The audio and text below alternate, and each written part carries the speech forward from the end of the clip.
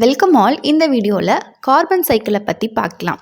Carbon அப்படிங்கிறது எர்த்தில் various ஃபார்ம்ஸில் இருக்குது. ஒன்று எலமெண்டல் ஃபார்மாக இருக்குது, இன்னொன்று கம்பைன்டு ஃபார்மாக இருக்குது. எலமெண்டல் ஃபார்மாக எப்படி இருக்குன்னா கார்பன் சார்கோல், டைமண்ட், கிராஃபைட் இந்த மாதிரி எலமெண்டல் ஃபார்மாக கார்பன் எர்த்தில் அக்கர் ஆகுது. இன்னொன்று கம்பைன்டு ஃபார்மாக எப்படி அக்கர் ஆகுதுன்னா like carbon monoxide, carbon dioxide and carbonate salt இந்த மாதிரி கம்பைன்டு ஃபார்மாக கார்பன் எர்த்தில் அக்கர் ஆகுது. அண்ட் எர்த்தில் இருக்கக்கூடிய எல்லா லிவிங் ஆர்கனஸுமே கார்பன் கண்டெய்னிங் மாலிகுல்னால தான் மேடப் ஆஃப் ஆயிருக்கு. கார்பன் கண்டெய்னிங் மாலிகுல் அப்படின்னா புரோட்டீன், நியூக்ளிக் ஆசிட் இந்த மாதிரியானதில்.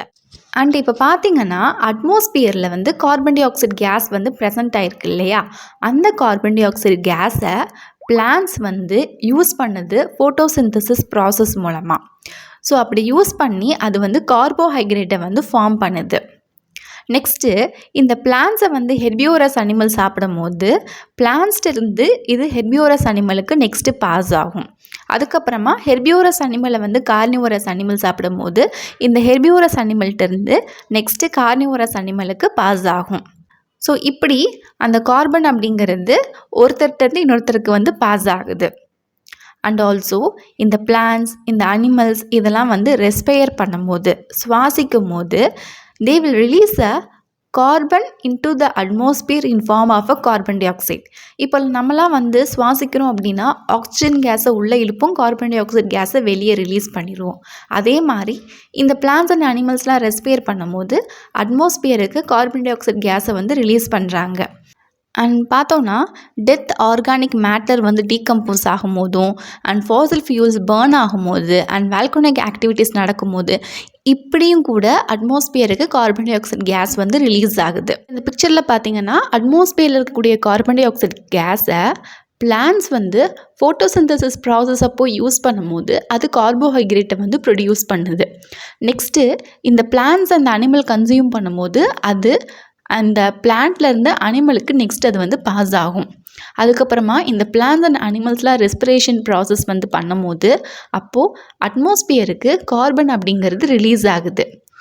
அண்ட் ஆல்சோ ஃபாசில் ஃபியூவல்ஸை பேர்ன் பண்ணும்போது அண்ட் இந்த டீகேயிங் மேட்டர், வேஸ்ட் இதெல்லாமே டீகே ஆகும்போது அண்ட் பிளான்ஸ் எல்லாம் டீகே ஆகும்போது அப்பயுமே கார்பன் டை ஆக்சைடு அப்படிங்கிறது அட்மாஸ்பியருக்கு ரிலீஸ் ஆகும். அண்ட் ஆல்சோ ஃபியூவல் பேர்ன் ஆகும்போதும் கார்பன் டை ஆக்சைடு அப்படிங்கிறது அட்மாஸ்பியருக்கு ரிலீஸ் ஆகுது. நெக்ஸ்ட்டு கார்பன் சைக்கிளில் ஹியூமனோட இம்பேக்ட் என்னென்ன இருக்குது அப்படின்னு சொல்லி ஃபஸ்ட்டு பார்க்கலாம். ஃபாசில் ஃபியூவல் நம்ம பேர்ன் பண்ணுறதுனாலையும் அண்ட் டீஃபாரஸ்டேஷன் மரங்களை வெட்டுறதுனாலையும் அட்மாஸ்பியரில் நிறைய கார்பன் அப்படிங்கிறது சேருது. ஸோ அட்மாஸ்பியரில் இருக்கக்கூடிய மோஸ்ட் ஆஃப் த கார்பன் எந்த ஃபார்மில் இருக்கும் அப்படின்னா கார்பன் டை ஆக்சைடு ஃபார்மில் தான் இருக்குது. இந்த கார்பன் டை ஆக்சைடு அப்படிங்கிறது ஒரு க்ரீன் ஹவுஸ் கேஸ். ஸோ இந்த கார்பன் டை ஆக்சைடோட அமௌண்ட் அட்மாஸ்பியரில் இன்க்ரீஸ் ஆக எர்த்து வார்மராக ஆரம்பிச்சிடும், ரொம்ப ஹாட்டாக ஆரம்பிச்சிடும்.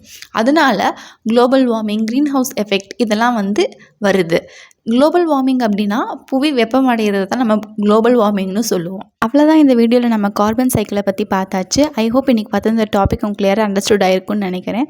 இது ரொம்பவே சின்ன டாபிக் தான், ஈஸியாக அண்டர்ஸ்டுட் ஆயிடணும்.